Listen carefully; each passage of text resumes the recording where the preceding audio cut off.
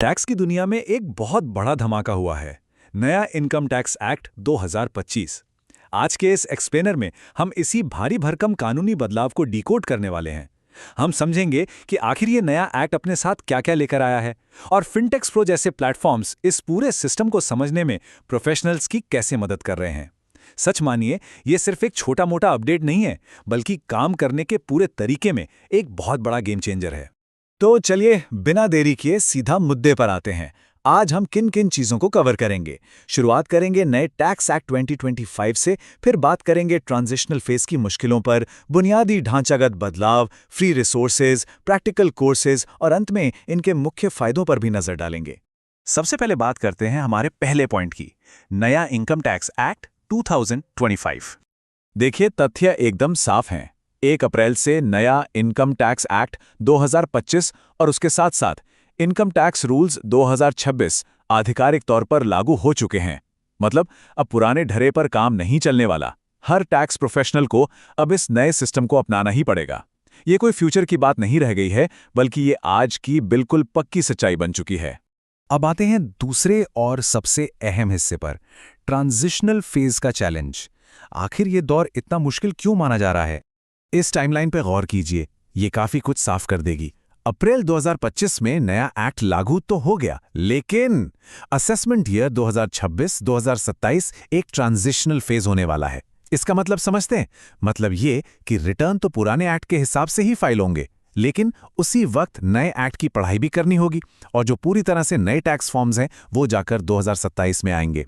Accountants के लिए ये एक बहुत ही नाजुक बैलेंसिंग एक्ट होने वाला है। इसी बात को फिनटेक्स प्रो ने एक बहुत ही जबरदस्त कोट के जरिए समझाया है। उन्होंने कहा है, ये साल आपका ट्रांजिशनल फेज रहेगा। ऐसा बिल्कुल मत सोचिए कि पुराने एक्ट को नजरअंदाज करके नए को एक ही दिन में सीखा जा सकता है। ये कोट बिल्कुल सटीक चेतावनी देता है कि पुराने और नए नियमों की नाव में एक साथ पैर रखना होगा। और सच कहूं तो ये कोई रातों रात होने वाला जादू नहीं है। तो अब बढ़ते हैं तीसरे सेक्शन की तरफ। आखिर बुनियादी ढांचागत बदलाव यानी स्ट्रक्चरल चेंजेस क्या हुए हैं? यहाँ एक बहुत बड़ा कैच है। सोर्स के मुताबिक बहुत बड़े-बड़े कॉन्सेप्चुअल बदलावों से ज्यादा इस बार ढांचा बदला गया है। जो पुराने जाने पहचाने सेक्शन नंबर्स थे ना, वो पूरी तरह बदल गए हैं। रूल्स के नंबर अपडेट हो गए हैं और फॉर्म्स के नंबर्स में भी भारी बदलाव हुआ है। इसका सीधा सा मतलब ये निकलता है कि सबसे बड़ी परेशानी कॉन्सेप्ट्स नहीं, बल्कि नेविगेशन है। इस नई भूलभुलैया में अपना रास्ता खोजना दोबारा सीखना होगा। चलिए अब आते हैं चौथे सेक्शन पर। अगर कोई ये सब मुफ्त में सीखना चाहे तो क्या विकल्प मौजूद हैं? फिनटेक्स प्रो के अनुसार फ्री सेल्फ स्टडी के लिए एक बहुत ही सिंपल 3 स्टेप का तरीका है। स्टेप 1, सीधा सरकार के ऑफिशियल पोर्टल incometax.gov.in पर जाइए। स्टेप 2, वहां इनकम टैक्स 2025 यूटिलिटी टूल को खोलिए। और स्टेप 3, बस कोई भी पुराना सेक्शन नंबर डालिए और वो टूल नए एक्ट के साथ उसका पूरा कंपैरेटिव एनालिसिस जनरेट कर देगा। पुराने से नए सिस्टम की ओर जाने का ये एक बहुत ही शानदार और बिल्कुल मुफ्त तरीका है। लेकिन अगर एक प्रॉपर स्ट्रक्चर्ड लर्निंग चाहिए तो क्या करें? हमारा 5वां सेक्शन इसी बारे में है, कॉम्प्रिहेंसिव प्रैक्टिकल कोर्सेज। अब इस स्लाइड पर ध्यान दीजिए, यह काफी दिलचस्प है। यहाँ फिनटेक्स प्रो के कोर्सेज और उनकी मौजूदा फीस बिल्कुल ट्रांसपेरेंट तरीके से बताई गई हैं। जीएसटी और आईटीआर कोर्सेज दोनों की फीस अभी 2500 रुपये है। टैक्स ऑडिट 2400 रुपये में है और उनका सबसे मशहूर टैक्स कॉम्बो अभी 3900 रुपये में मिल रहा है। पर एक बात याद रखिएगा, ये कीमतें किसी भी संभावित प्राइस हाइक से पहले की हैं।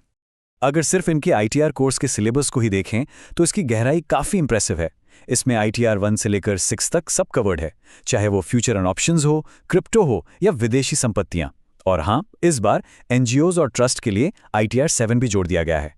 इसके अलावा एचयूएफ बनाना, एक्सेल पर शेयर मार्केट के कैपिटल गेन्स कैलकुलेट करना और यहाँ तक कि इनकम टैक्स नोटिस और अपील्स की ड्राफ्टिंग भी इसमें शामिल है। सोर्स इस बात पर बहुत जोर देता है कि ये सब महज किताबी ज्ञान नहीं है, बल्कि असली टैक्स फॉर्म के एक्सपीरियंस पर आधारित है।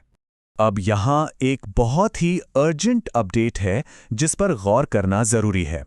सोर्स के मुताबिक पूरी संभावना है कि 1 मई तक इन कोर्सेज की कीमतों में बढ़ोतरी हो जाएगी। इसकी वजह यह बताई गई है कि फाइनेंस एक्ट 2026 और नए रूल्स के हिसाब से सारे सेशंस बिल्कुल नए सिरे से रिकॉर्ड किए जा रहे हैं।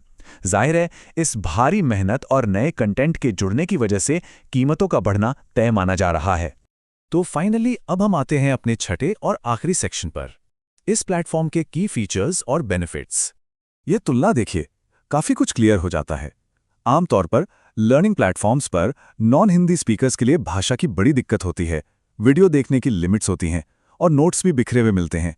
लेकिन फिनटेक्स प्रो पर गेम थोड़ा अलग है। सबसे बड़ा बदलाव यह है कि अब वहां साउथ इंडियन और नॉन हिंदी स्पीकर्स के लिए प्रॉपर इंग्लिश सबटाइटल्स मौजूद हैं। साथ ही अनलिमिटेड डिवाइस व्यूज और एक ही जगह पर कंपाइल किए हुए स्ट्रक्चर्ड नोट्स इसे काफी यूजर फ्रेंडली बनाते हैं। कुछ और तकनीकी फायदों की बात करें तो 4K रेजोल्यूशन में ऑडियो वीडियो क्वालिटी है और डाउट सॉल्व करने के लिए एक डेडिकेटेड टेलीग्राम ग्रुप भी है। लेकिन जो सबसे बड़ा फायदा सामने आता है वह है लाइफ टाइम वैलिडिटी। मतलब जो एक बार एनरोल हो गया उसे भविष्य में आने वाले सारे रेगुलर अपडेट्स और अमेंडमेंट्स बिल्कुल फ्री मिलेंगे। ना व्यूज की कोई लिमिट और ना ही फ्यूचर प्राइस हाइक की कोई टेंशन। और स्क्रीन पर दिख रहा ये आंकड़ा 10,000 से भी ज्यादा स्टूडेंट्स, ये नंबर खुद ब खुद बहुत कुछ कहता है। इतने सारे प्रोफेशनल्स का अभिन्न कोर्सेज में एनरोल होना सोर्स के मुताबिक इस प्लेटफॉर्म के प्रति लोगों के भरोसे और इसकी विश्वसनीयता का एक बहुत बड़ा सबूत है। तो अब हम इस एक्सप्लेनर के बिल्कुल आखिर में पहुंच चुके हैं और जाते जाते एक बहुत ही गहरा सवाल सामने आता है। इस बेहद मुश्किल ट्रांजिशनल साल में जहां पुराने और नए नियमों के बीच एक नाजुक बैलेंस बनाना है, क्या कामकाज में ट्रायल एंड एरर या अंदाजे के भरोसे रिस्क लिया जाना चाहिए, या फिर नए टैक्स एक्ट में पक्की महारत हासिल करने के लिए एक स्ट्रक्चर्ड लर्निंग में इन्वेस्ट करना बेहतर होगा? आने वाले असेसमेंट ईयर के लिए पेशेवर तैयारी का स्तर कैसा होना चाहिए, ये निश्चित रूप से गहराई से सोचने का विषय है। इसी विचार के साथ हम आज का ये एक्सप्लेनर यहीं समाप्त करते हैं। हमारे साथ इस विश्लेषण का हिस्सा बनने के लिए बहुत बहुत धन्यवाद।